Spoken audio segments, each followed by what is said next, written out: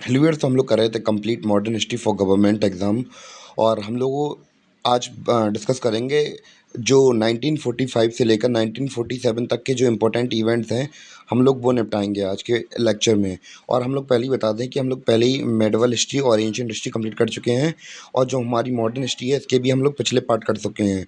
तो हम लोग अगर अगर मैं बात कर लूँ कि जो हम लोग चैप्टर्स क्लियर कर रहे हैं, तो हम लोग ईयर वाइज कर रहे हैं, तो उसमें जो जो इम्पोर्टेंट इवेंट हुए थे तो उनको हम लोग अपने लेक्चर्स में डिस्कस कर रहे हैं। जैसे कि आज के लेक्चर में हम लोग 1945 से और 1947 तक डिस्कस करेंगे, और उसके बाद के उस और मतलब ईयर वाइज हम लोग करेंगे तो कोई दिक्कत भी नहीं होगी। और उसमें जितने भी इंपॉर्टेंट इवेंट हुए थे उनके बारे में थोड़ा थोड़ा डिस्कस कर लेंगे। तो स्टार्ट करते हैं अपना लेक्चर बिना किसी देरी के। सबसे पहले हम लोग बात करेंगे 1945 में आया था क्या, बेबल्स प्लान।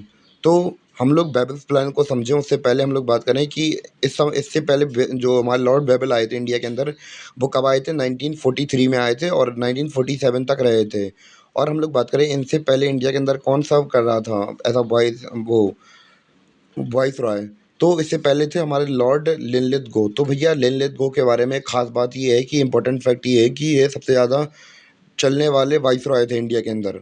और मतलब इनका जो टेन्योर था यहाँ पे सबसे लंबा था इनका, 6 4 10 4 योग 3 7 साल का इनका जो टेन्योर था वो इंडिया के अंदर था। और भैया बेबल्स प्लान आया किसके द्वारा? लॉर्ड बेबल के द्वारा। और भैया लॉर्ड बेबल किससे बिलोंग करते थे, किसने भेजा था इन्हें? तो हम लोग बात करें ब्रिटेन के अंदर दो पार्टी चलती हैं, जैसे हमारे यहाँ पे अलग अलग पार्टी चलती हैं, तो वहाँ पे भी दो पार्टीज बहुत ज़्यादा पॉपुलर हैं। और पहली है कंजर्वेटिव पार्टी और दूसरी है लेबर पार्टी। तो ये कंजर्वेटिव इंडिया को मतलब पसंद नहीं करते, उनसे बस कि जो केवल और केवल जो रिसोर्सेज हैं वो खींचना चाहते हैं कुछ भी करके। और दूसरे हैं हमारे कौन, हमारे लेबर पार्टी। तो वो भैया थोड़ा बहुत अच्छा सोचते हैं इंडियंस के बारे में। तो भैया उन्हीं ने भेजा, लेबर पार्टी वालों ने बेबल्स को भेजा है, लॉर्ड बेबल को भेजा है। तो भैया जब लॉर्ड बेबल आएंगे तो भैया ये सोच रहे हैं कि भैया कुछ भी करके इंडियंस को, जब तक मैं राज कर रहा हूँ कम से कम इन्हें थोड़ी बहुत समस्या ना हो। इन लोगों ने काफ़ी सहा है तो भैया इन्हें परेशान नहीं करना चाहिए। तो भैया ये अच्छी अपने इंटेंशन बताते हैं। तो भैया इन्होंने क्या लॉन्च किया? इन्होंने 1945 में बेबल्स प्लान लॉन्च किया। तो इसके अंदर था क्या, इसकी कंडीशन क्या थी?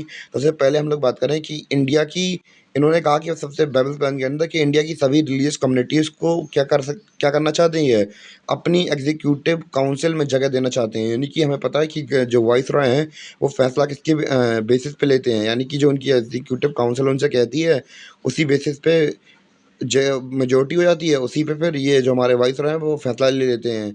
तो ये इनका देख रहे हैं कितनी उदारता है कि इन्होंने कहा कि भैया आप लोग अपने, हम लोग आपकी रिलीजियस कम्युनिटीज़ हैं जितनी भी, उस मतलब उनमें से जितने भी हमारे एग्जीक्यूटिव काउंसिल हैं सभी के सभी हम लोग इंडियंस रखेंगे, और वही लोग क्या होंगे, मेंबर होंगे। यानी कि सभी के सभी रिलीजियस कम्युनिटीज़ के मेंबर होंगे। तो आप लोगों में से जिसको रिलीजियस कम्युनिटीज़ में काम करवाना होगा तो आप बता दीजिए, मैं उसी हिसाब से काम करवा दूंगा।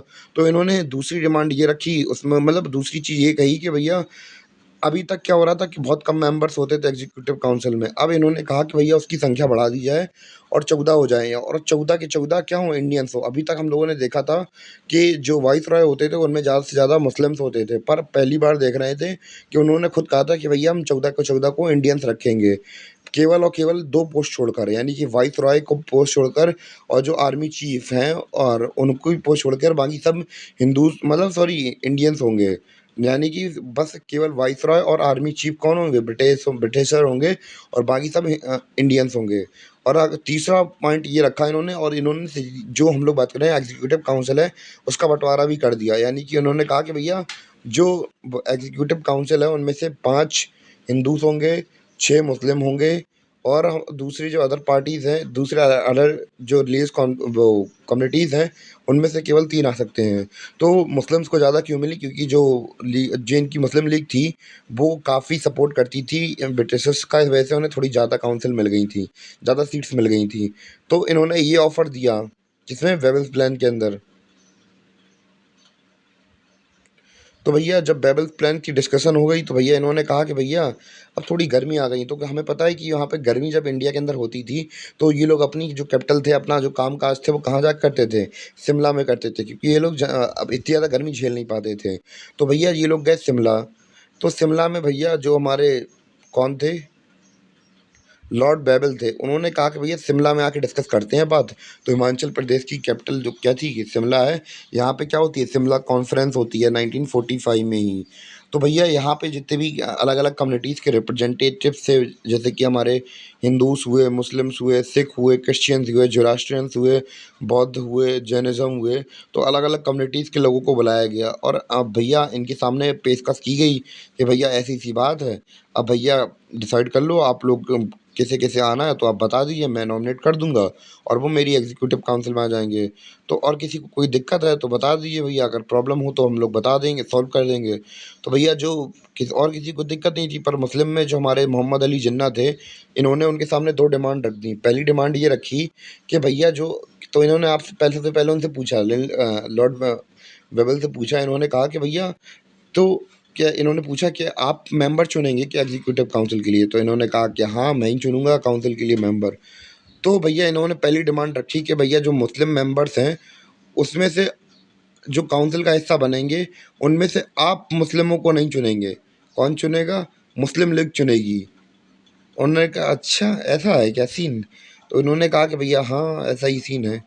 और दूसरा चीज़ क्या बोली कि भैया अगर कोई कम्युनिटी को काम करवाना हो, तो भैया क्या होगी, टू थर्ड मेजोरिटी से आप फैसला लेना। क्या लेना? टू थर्ड मेजोरिटी से फैसला लेना। और कब टू थर्ड फैसले, मतलब टू थर्ड मेजोरिटी से फैसला लेना, जब मुस्लिम्स को प्रॉब्लम, जैसे कि मंचली की इन्होंने कहा कि अगर हिंदूज को प्रॉब्लम हुई, तो फिर अगर हमें प्रॉब्लम है इस काम से, तो फिर हम लोग क्या करेंगे? तो आपको तब टू थर्ड मेजोरिटी से फैसला लेना पड़ेगा। अब इनका टू थर्ड मेजोरिटी का फॉर्मूला क्या था, हम लोग वो समझते हैं। तो सबसे पहले अगर हिंदूज की बात करें तो वो कितने थे? 5 थे। मुस्लिम्स की बात करिए तो वो 6 थे। और अगर दूसरे अदर्स की बात करें, अदर कम्युनिटीज़ की बात करें, तो वो 3 थे। तो भैया अब इन्होंने कहा टू थर्ड कितना होता है? 14 का टू थर्ड होता है अप्रोक्स 9 के समथिंग होता है। तो भैया अगर हिंदूज को कोई काम कराना हुआ, ठीक है, तो 6 वोट तो भैया मुस्लिम्स के पास हैं। अगर जो अदर पार्टी वाले हैं, वो अगर इंडियंस के साथ मिल भी जाते हैं, हिंदूज़ के साथ मिल भी जाते हैं, तो 5-3 तो 8 हो रहे हैं। यानी कि इनका फैसला तो सुना ही नहीं जाएगा भैया। अगर मुस्लिम पार्टी, जो मुस्लिम कम्युनिटी है, वो अगर सपोर्ट करे ही ना, तो भैया जो हिंदूज़ हैं वो तो अपना काम करवा ही नहीं पाएँगे, क्योंकि 5 और 3 तो 8 ही हो रहे हैं।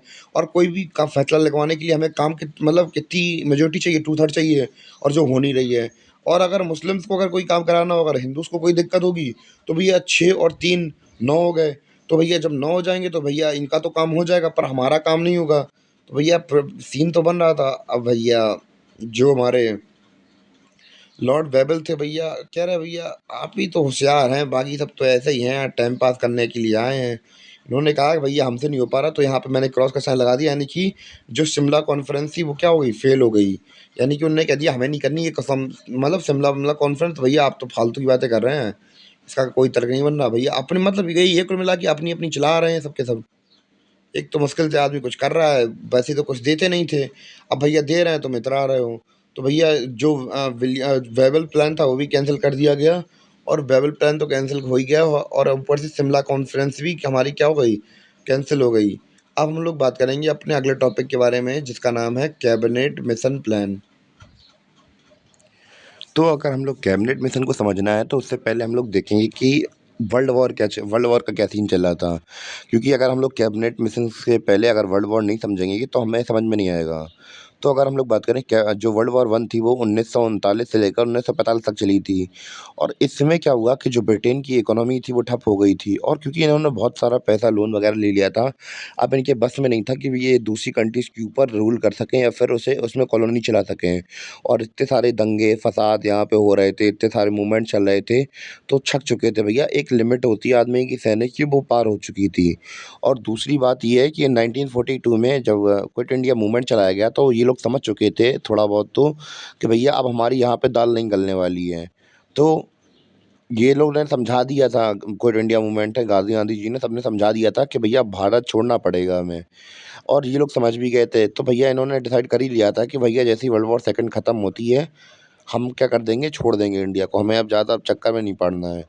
तो फिर फरवरी 1946 में जो ब्रिटेन की पार्लियामेंट होती है, तो भैया वो एक मिशन बनाती है और भारत में भेजती है। क्या करती है, एक मिशन बनाएगी और भारत में भेज देगी। इन्होंने मिशन अपना डिक्लेयर कर दिया और इंडिया में भेजा मिशन, 24 मार्च 1946 को, जिसका नाम था क्या? Cabinet mission plan. तो क्या था कैबिनेट मिशन प्लान, हम लोग वो देखते हैं। तो इसके अंदर 3 मेन मेंबर थे जो कि थे, सबसे पहले इसके हेड कौन थे? Patrick Lawrence. और दूसरे व्यक्ति थे हमारे वो क्रिप्स मिशन वाले स्टैनफोर्ड क्रिप्स, और तीसरे थे हमारे एबी अलेक्जेंडर। तो ये 3 लोग आए और इन्हें कुछ काम दिए गए। मतलब इन्हें इनके लिए कानून बनना था, कॉन्स्टिट्यूशन बनना था। तो भैया इन्होंने कहा कि भैया आप लोग जाइए और वहाँ जाके कॉन्स्टिट्यूशन असेंबली बनवाइए जो कि संविधान वगैरह बनाएगी। और दूसरा काम ये करना कि भैया कॉन्स्टिट्यूशन असेंबली बना रहा हो तो उसके चुनाव भी करवा देना। पर ठीक है, ये सीन हो गया। पर दूसरी दिक्कत ये थी कि जो हमारे मोहम्मद अली जिन्ना थे, अब ये कह रहा है भैया क्या कॉन्स्टिट्यूशन असेंबली एक ही बननी है? हमने तो कहा था कि भैया हमें पाकिस्तान के लिए अलग असेंबली चाहिए। तो ये लोग कह रहे हैं नहीं, ऐसा कुछ नहीं है भैया, हम जो है हम ही लोग आए हैं, अब कोई नहीं आने वाला। जो कहेंगे ऐसा कुछ नहीं है भैया, हमें नहीं पता कुछ भी, हमें तो अपनी कॉन्स्टिट्यूशन असेंबली अलग से चाहिए। इंडिया के लिए अलग होगी और पाकिस्तान के लिए अलग होगी। इन्होंने कहा हमें नहीं पता भैया, जो हो अपना देख लो। तो भैया ये रुकते हैं, मार्च हो जाती है। मार्च के बाद अगस्त तक ये लोग वेट करते हैं। अगस्त तक होता है सीन, और यहाँ पे इनके चुनाव वगैरह सब कुछ हो जाते हैं। और यही वेट कर रहा है, वेट कर रहा है, वेट कर रहा है, वेट कर रहा है। तो इनका वेट कब तक चलता है? 16 अगस्त तक, 16 अगस्त 1940 तक इनका वेट चलता है। और फिर क्या होता है? डायरेक्ट एक्शन डे आता है, यानी कि सबसे बुरा दिन। तो भैया यहाँ पे मुस्लिम लीग का बाँध टूट जाता है। अब भैया इन्होंने कहा कि भैया हमारे पास अब कोई ऑप्शन नहीं बचा, अब जो होगा वो बहुत अच्छा नहीं होगा अब। तो भैया इन्होंने क्या करवाया? दंगे करवाए। भैया सोच के देखिए, पूरी नॉर्थ इंडिया की बेल्ट में इन्होंने वेस्ट बंगाल तक पूरे के पूरे इलाके में दंगे करवाए। इवन कि अगर आप लोग मूवी भी देखेंगे तो देखकर आपका दिल दहल जाएगा, इतनी मौतें हुई। लोगों को घर में घुस-घुस के मारा गया, औरतों के साथ रेप हुआ, काट दिया गया गर्दनों से। भाई साहब इतने गंदे दंगे, इतनी फैमिलियाँ मरी गईं। सोच के देखिए, आप घर में सो के उठे, अपने आपके बच्चे के आँगन में खेल रहे हैं और वहाँ से कुछ लोग बाहर से एक ग्रुप आता है, मूव आती है एक, और वो अपने हाथ में तलवार ली होती है, और आप बैठे हैं आँगन में सोफ़े में और देखते हैं कि कुछ लोग आए और आपके सामने आपके बेटे को गर्दन के साथ उड़ा दिया गया, काट दी गई उसकी गर्दन। जिसे आपने बचपन से खिलाया हो, उसके साथ क्या बीतेगी? उसकी माँ, छोटे से बच्चे की माँ के साथ कुछ किया जा रहा हो और उसकी बहनों को मारा जा रहा हो और बहनों के साथ गलत काम किया जा रहा हो आपके सामने, और आपके हाथ-पैर काट दिए जा रहे हों, तो आपको कैसा लगेगा? तो ये सब देखने को मिला हमें उस रियॉट के अंदर, दंगे के अंदर। आपको पता है कि बिल्कुल अच्छा नहीं होता है। और क्या ही कह दें कि भैया राजनीति तो ठीक ही ठीक है, पर सत्ता के लिए अ, कोई बुरा आदमी हो तो ठीक है भैया, नीति कहती है कि भैया बुरे आदमी के लिए धर्म कहता है। पर अगर जिस व्यक्ति ने कुछ किया ना हो उसको सज़ा मिले, ये तो अच्छी बात नहीं। तो भैया ऐसा सीन हुआ, तो भैया रॉयट बहुत बुरे हुए और काफ़ी लोगों की जान गई। और फिर हमें पता है कि भैया जो गवर्नमेंट थी उसके ऊपर प्रेशर पड़ा, आईएनसी ने सोचा भैया प्रेशर पड़ रहा है, तो भैया फिर आपको पता है कि भैया क्या हुआ इसके बाद, वो हम लोग अपने अगले लेक्चर में डिस्कस करेंगे, जहाँ हम लोग 1947 के बारे में डिस्कस करेंगे। 19 अगले लेक्चर में हम लोग एक्चुअली बता दूँ मैं कि 1947 से लेकर 1950 तक, यानी कि सॉरी 1947 से लेकर 1950 तक हम लोग पूरा डिस्कस करेंगे। और ये वाला लेक्चर केवल यहीं तक था, यहीं दंगे बहुत बुरे हुए और काफ़ी बुरा भी फ़ील हो रहा था उनके लिए कि हाँ, काफ़ी अच्छा नहीं हुआ था। सोच के देखिए, अगर हम लोग वहाँ पे होते और या फिर हम लोग उस समय पे प्रेज़ेंट होते, तो ये क्या होता हम लोगों का? तो ये काफ़ी सोचने वाली बात है। तो कोई राजनीति इतनी भी बुरी, मतलब बुरी है, पर इतनी बुरी हो सकती है किसी ने सोचा भी नहीं था। तो मिलते हैं अपने अगले वीडियो में।